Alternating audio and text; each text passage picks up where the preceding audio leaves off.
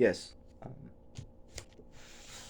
I've been trying to do my best to learn more about myself and my uh, existence, uh, being on this planet called Earth, in my relationship with it, as it pertains to uh, human relations, the struggle with human relations and human relationships. It is the human relations is the way um, in which I come to learn about myself, and the relationship is the connection itself. It's the actual connection. I've realized that where there is no connection, there is no growth. So I see life as a living organism, always evolving. What I am challenged by is the is my perception of what I think I know about the ambition of others.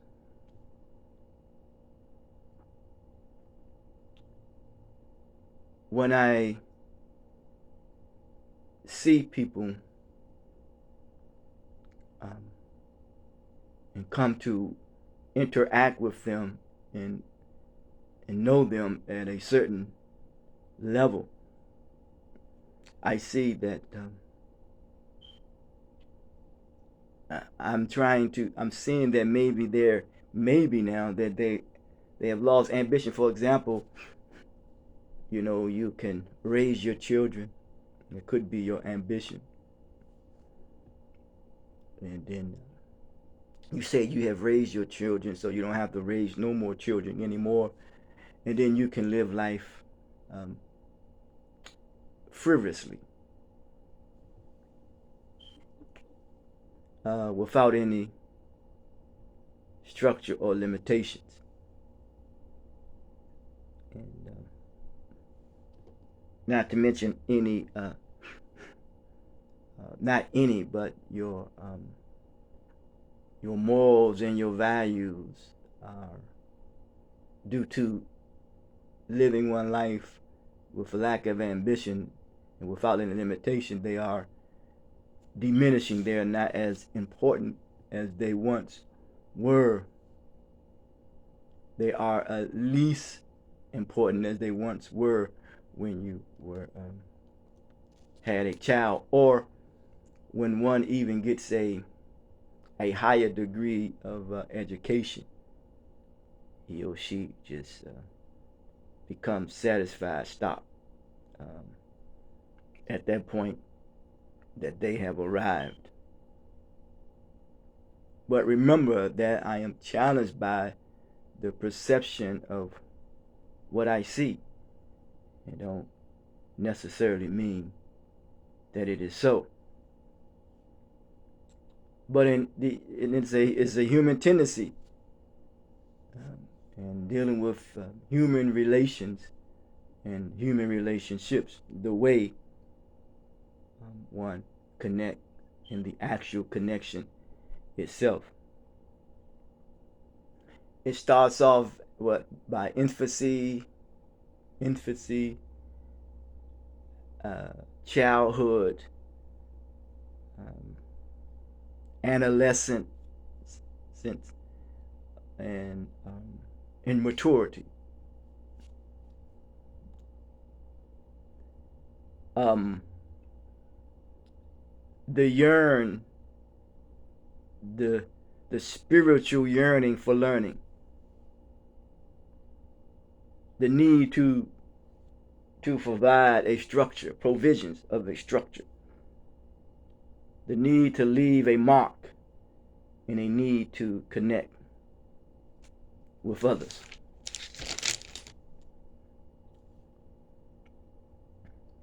So how does this come about? How can this be brought about? The yearning, the spiritual yearning, the need to connect with others, to provide a structure, the need for structure. Yes, and there was one more that I had written down, the need to make a mark. Now, the psychology of spirituality or being spiritual is the how and the manner and way in which we respond to anything. Because anything that is in natural form and natural state is spiritual. So it is a natural phenomena or a natural thing to leave a legacy or to leave a mark. To provide a structure. How so? Because this universe is a structure. A structure.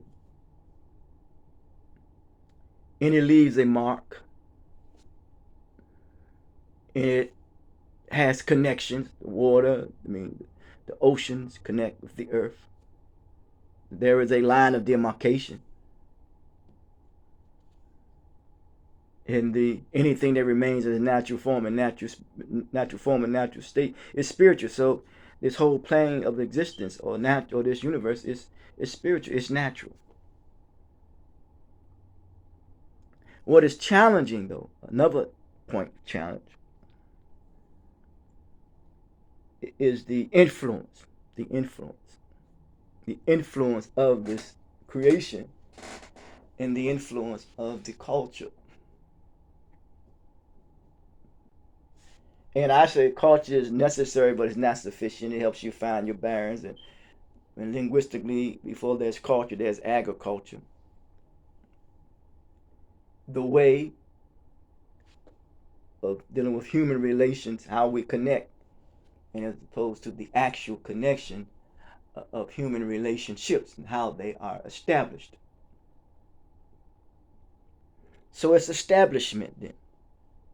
It's establishment. And then and when we're dealing with human relations and human relationships, when it comes to human tendencies as well, and the influence of culture, establishment, institutions, and the influence of them and the role that they play on of human relationships, the way humans relate one with another, and the actual connection of the relationship from infancy, from childhood, from adolescence, and to maturity. Now, I promote the maturation process, which consists of 5 components: understanding, tolerance, temperance, confidence, temperament, confidence, and respect. And I make my case that we suffer from DLD, a social disorder learning disability, because once you, Chinka Diop said this, and I always come behind it, he says, once you throw off the ecology of the environment, one's intellectual aptitude for learning becomes difficult. It becomes difficult. So let's the theistic and the atheistic and theistic and anti-theistic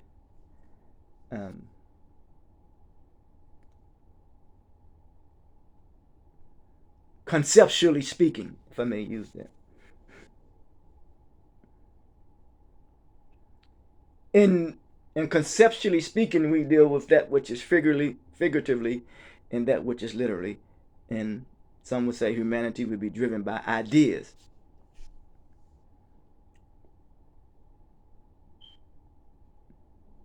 I think the confusion in humans is that we we tend to, from ages past, think something that which is attributed to something or someone, we take it literally, but yet it is really something that is figuratively.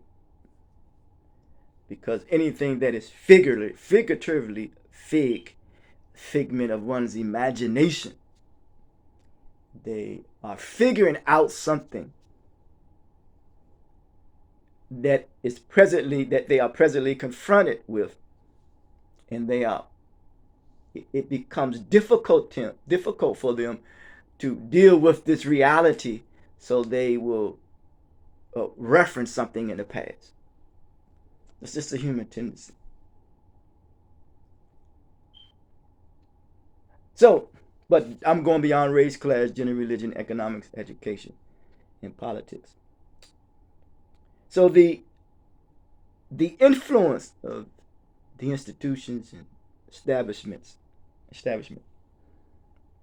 it comes to human tendencies, because I think that the society in which we live in, that people are exploiting one's human tendencies. They are challenging it because humans want to make a mark. They want to make a connection. They provide a structure, and they need structure. When it comes to growth and development, from infancy, from childhood, from adolescence to maturity.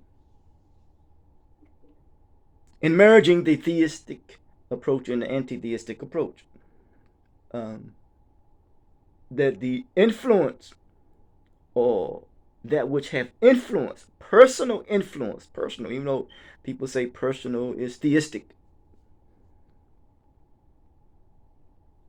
personal influence and personal beliefs lead to personal behavior. So the individual is the sum total of the whole, because the individual makes up the community.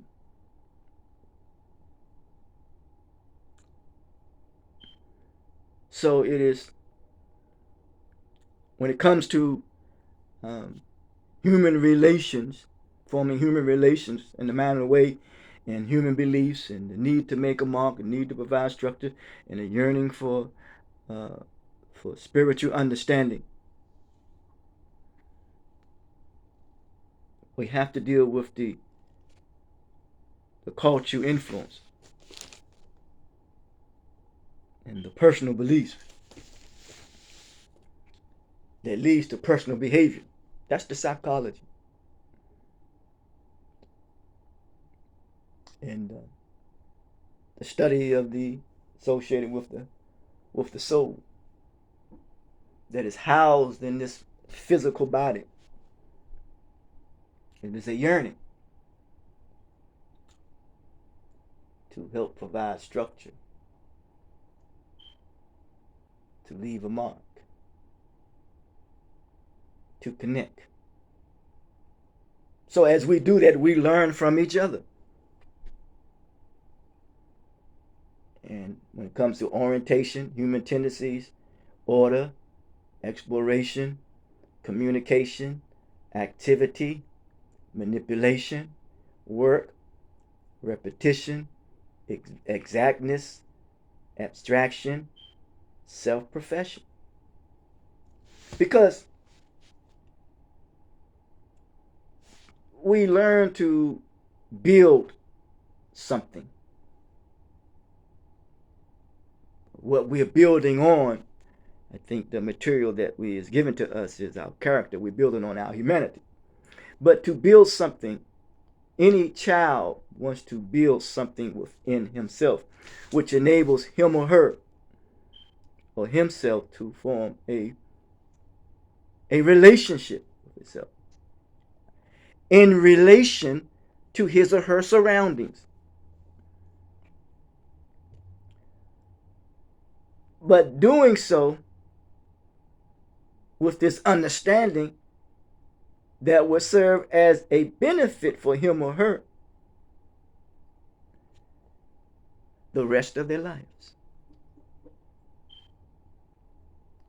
Don't that make sense of how institutions are formed? Don't that make sense of how human relations and human relationships are established?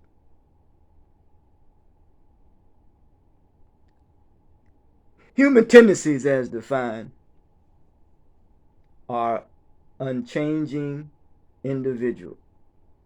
Now, that's a hell of a thing to say because nature teaches us that we must change, that everything changes. It goes on to say they help in humans to survival. So that's at a minimal level. And we know we call minimum wage. That's at a minimal level. And I don't want to get in the term called lower nature or higher nature or beastly nature. And then you learn to adapt to that in a particular time or at a particular time and environment. The human tendencies are for a child, it means he or she needs to know where and how she fits into a particular time or an environment and learn how to adapt. So it takes on a life of its own.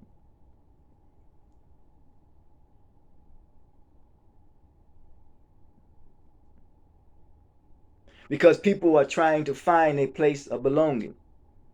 There's the same birds of the same fellow flock together. I can't recall what that means. Flock is for me that which joins us together as a friend. But I think what is happening is I think what I'm trying to say here is that you look to fit in to a world outside of yourself rather than fit in the world that is inside of you.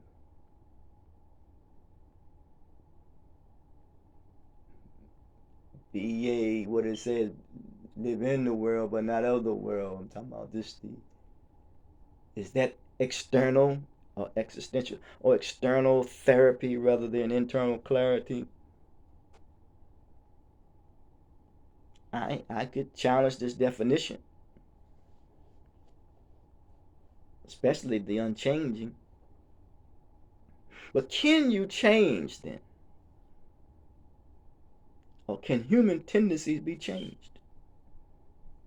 Can you alter the nature of human tendencies?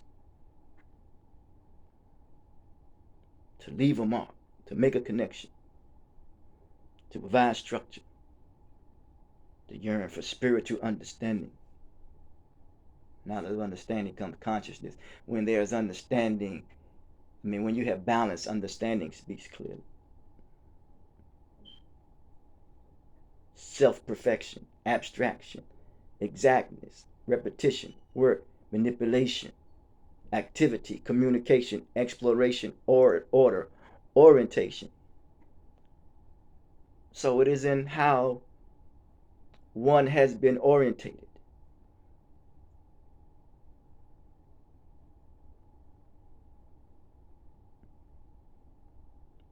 I see. Because when you go to any learning college or institution or any school, orientation precedes education. And that plays a part on one's attitude. So if there's any problem, the problem is not the problem, it's the attitude that you have about the problem. Same level of consciousness that created the problem won't solve the problem. From infancy, from childhood, adolescence, to maturity. Understanding the need to restore social credibility. Then next we understand one's tolerance level. To readdress social diversity, to go about readdressing social diversity. Then we deal with the temperament slash temperament, the control of one attitude to revive social coherency. And then we deal with one's confidence when it comes to replenishing the flow, called social continuity. And then we deal with the respect, the need to replenish social solidarity. And now we're dealing with physics now, because of any time you can exact the same force or exactness in human tendencies, the same exact force that someone can exact on you, they will proceed coming at you with caution. So the first sign is cautionary. If you never ventured into something before, you walk circumspectly. You can learn that from a cat.